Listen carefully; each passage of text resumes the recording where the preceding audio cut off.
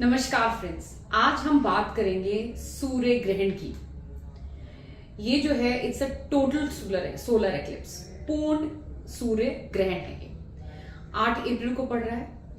अब ये ग्रहण जो है एक और कारण से और इम्पोर्टेंट हो जाता है, वो ये कि इस दिन जो है वो लूनर न्यू ईयर है, हिंदू नव वर्ष जो होता है चैत्र शुक्ल प्रतिपदा को। ग्रहण का एक प्रिंसिपल है कि ग्रहण जो है जहां जहां दिखता है वहां तो उसका असर ज्यादा देखने को मिलता है, पर ग्रहण का असर जो है एक तो मास लेवल पे होता है, लार्ज स्केल पे होता है, और ग्रहण तो ग्रहण है तो उसका इम्पैक्ट तो दिखेगा ही। दूसरी चीज, ग्रहण का जो रिजल्ट है वो हमें 6 महीने तक देखने को मिलता है। ये नहीं कि ग्रहण पड़ने के इमीडिएटली बाद जो है हमें उसके इम्पैक्ट देखने को मिलते हैं। ये देखा गया है कि 6 महीने तक उसके रिजल्ट्स जो है हम देख सकते हैं।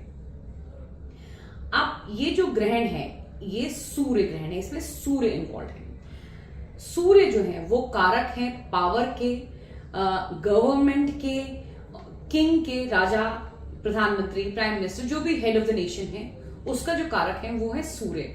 और वो जो सूर्य है वो ग्रहण में का पार्ट है। देखिए, एक तो नववर्ष है और नववर्ष ग्रहण वाले दिन हो रहा है, तो ये कोई बहुत पॉजिटिव इंडिकेशन नहीं है। अब जैसे मैंने कहा कि सूर्य इन्वॉल्व है, जो कि पावर, सत्ता के जो है कारक हैं। ये जो साल है वो इलेक्शन का साल है। हिंदुस्तान में तो इलेक्शन हो ही रहे हैं, उसके अलावा यूएस में इलेक्शन है, कनाडा में इलेक्शन है। ये जो ग्रहण है वो यूएस में तो पूरा दिख ही रहा है, उसके अलावा यूरोप में, कनाडा में और मिडिल ईस्ट की कई कंट्रीज में देखा जाएगा। हिंदुस्तान में ग्रहण दिख तो नहीं रहा है, पर इसका असर जरूर हमें देखने को मिलेगा। सो अपार्ट फ्रॉम द ग्रहण एक और प्लैनेटरी कॉम्बिनेशन है जो कि बहुत ध्यान से देखने वाला है, जो कि इस दौरान में बन रहा है। आज जो है मैं आपसे इस वीडियो में जो है आगे आने वाले 2-3 महीनों के बारे में ही बात करूंगी कि ग्रहण का क्या इम्पैक्ट होगा। और क्योंकि इलेक्शन का टाइम है तो आप सब लोग जानने के लिए उत्सुक भी होंगे कि ग्रहण का क्या असर होने वाला है। ग्रहण के साथ साथ एक और बहुत इंपॉर्टेंट प्लैनेटरी कॉम्बिनेशन जो है, जो हमें इन दिनों देखने को मिलेगा, जो बहुत ध्यान से देखने वाला होता है, वो है मंगल, मार्स का मूवमेंट। तो मंगल जो है आज की तारीख में कुंभ राशि में है और शनि के साथ है। जिस दिन ग्रहण पड़ेगा उस दिन मंगल और शनि बहुत क्लोज होंगे। हालांकि सिर्फ 2 डिग्री ही एक दूसरे से अलग होंगे, पर काफी क्लोज होंगे। सैटर्न और Mars coming together is something जो कि एस्ट्रोलॉजर्स को बहुत ध्यान से ऑब्जर्व करने वाली सिचुएशन होती है। इसके जो इम्पैक्ट होते हैं वो बहुत पॉजिटिव नहीं होते, फॉर द रीजन कि मंगल जो है वो ग्रह है अग्रेशन का, आर्म फोर्सेस, मिलिट्री का, अटैक्स का। और जब ये सैटर्न के साथ आता है तो सैटर्न और मंगल एक तो अर्थक्वेक का कॉम्बिनेशन तो बनाते हैं, पर एक अग्रेशन का, अटैक का भी कॉम्बिनेशन बनाते हैं। ये जो सैटर्न और मार्स का जो कनेक्शन हो रहा है, जो इनका कंजंक्शन है, वो कुंभ राशि में है। अब जो कुंभ राशि है वो एरी साइन है, वायु तत्व है, तो हमें जो है एयर रिलेटेड कोई दुर्घटना की जो है न्यूज सुनने को मिल सकती है। जो ग्रहण है वो मीन राशि में बन रहा है। मीन राशि जो है वो जल तत्व है और रेवती नक्षत्र में बन रहा है। रेवती नक्षत्र जो है उसका स्वामी जो है वो है मरकरी। मरकरी जो है वो प्लैनेट है कम्युनिकेशन के, टेक्नोलॉजी के, सॉफ्टवेयर के, इन सब चीजों के लिए जो है हम मरकरी को देखते हैं। जैसा मैंने आपसे कहा कि ये जो ग्रहण है यूएस में पूरा जो है ग्रहण का इम्पैक्ट जो है यूएस में बहुत स्ट्रांगली हमें देखने को मिलेगा। तो अगर हम यूएस की बात करें तो हम किसी तरह का कोई साइबर अटैक जो है वो देख सकते हैं। मंगल जो है वो प्लैनेट है अटैक का, मरकरी जो है वो प्लैनेट है टेक्नोलॉजी, कम्युनिकेशन का। तो किसी तरह की ऐसी गतिविधि जो है हमें देखने को मिल सकती है। ऑल्सो ये साल यूएस में भी इलेक्शन का है। यूएस की अगर हम दशा देखेंगे, यूएस की कुंडली देखें तो यूएस की अभी 7.5 ऑलरेडी चल रही है।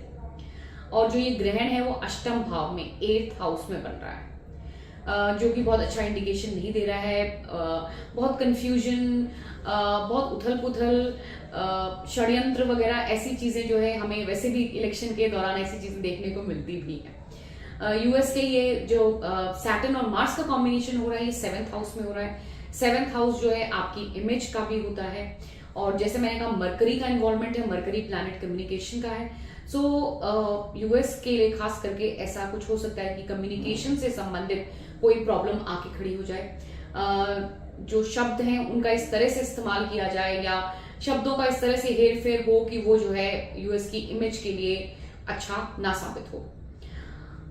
स्टॉक मार्केट या इकोनॉमिक कंडीशन जो है एक कंट्री की, वो बहुत ही इंपॉर्टेंट होती है।